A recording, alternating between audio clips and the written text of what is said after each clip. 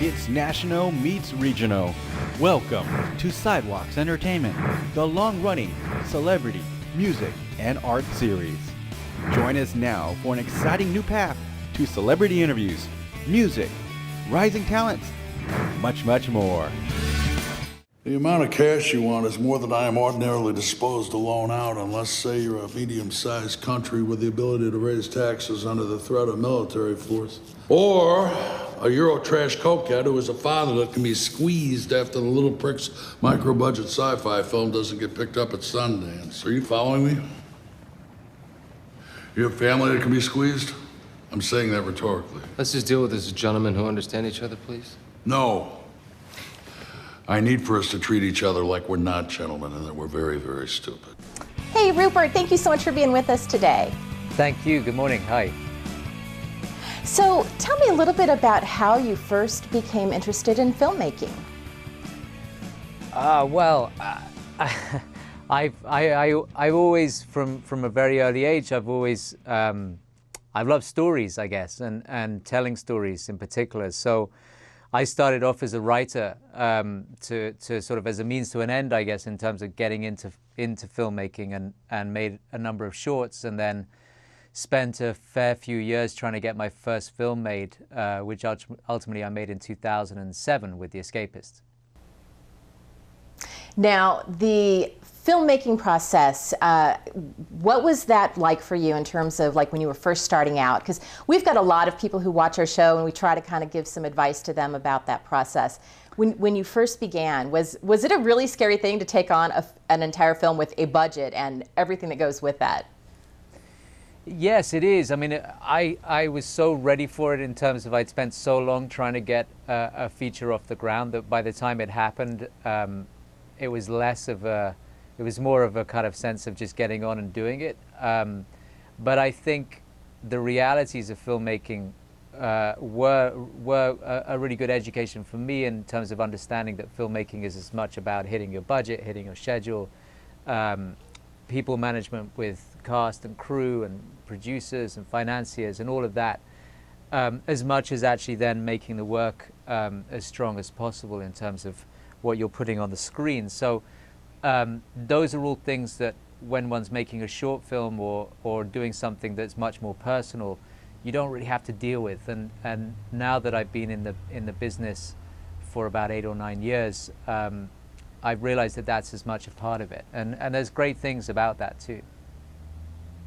Sure. Well, let's talk about your feature film, The Gambler. It stars such a great cast with Jessica Lange, John Goodman, Mark Wahlberg.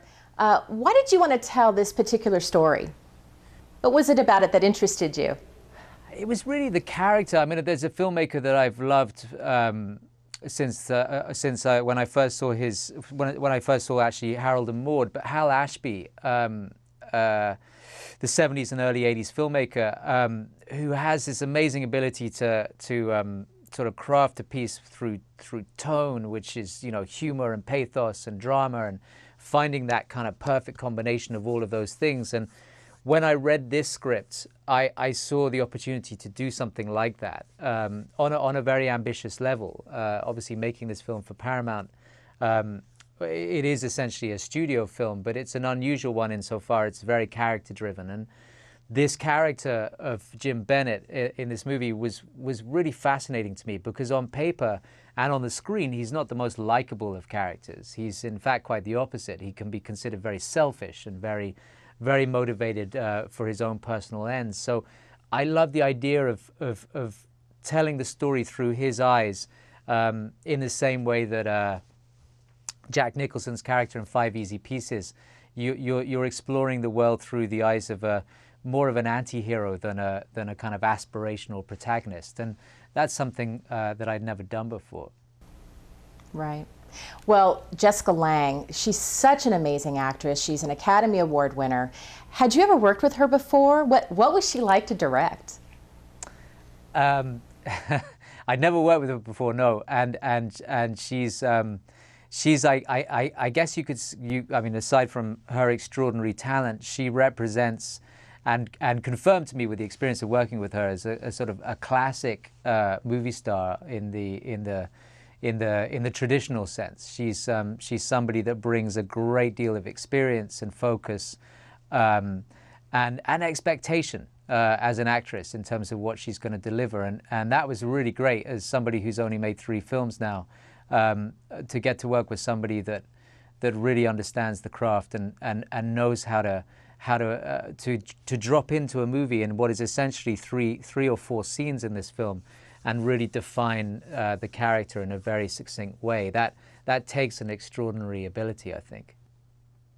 Well, for our viewers that are watching, if they didn't get a chance to see this film while it was in the theaters, they still have time because it is out on DVD and Blu Ray. It's in a combo pack. What kind of special extras come with this pack?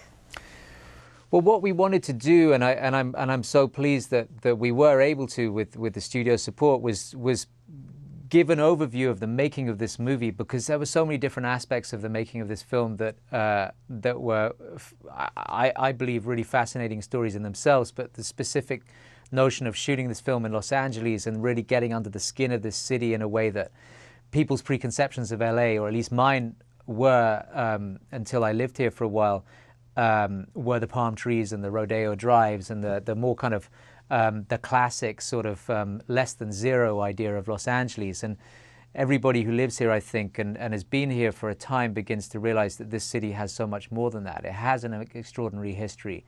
It has extraordinary cultural diversity. And for us to be able to explore that through the underworld, through the notion of the Koreatown underworld of gambling, the high-stakes gambling in the Hollywood Hills, the downtown aspect of Los Angeles, and what was essentially old Hollywood.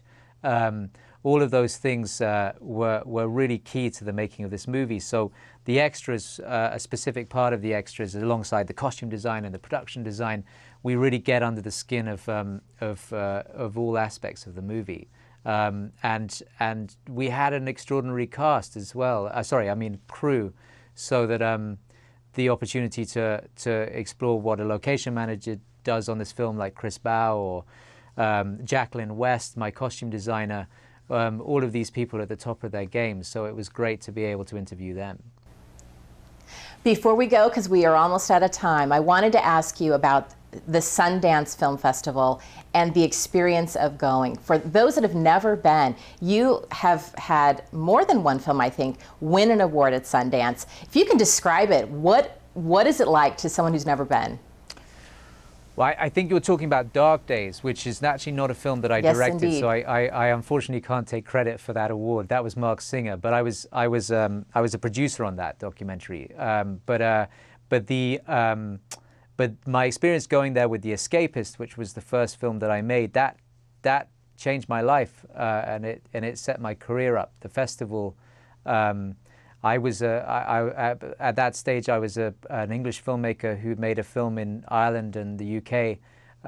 There was a very low budget independent film with a great cast, but it was really, there was no guarantees of broad distribution, and that festival gave me a platform to show it to a lot of people that ultimately gave me the opportunity to start my career. So and it got us US distribution.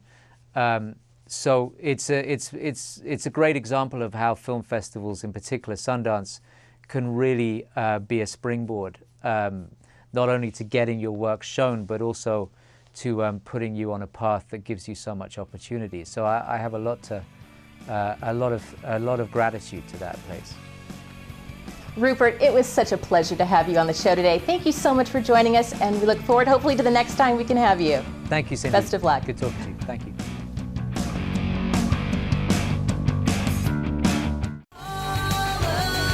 For more full-length celebrity interviews, visit sidewalkstv.com.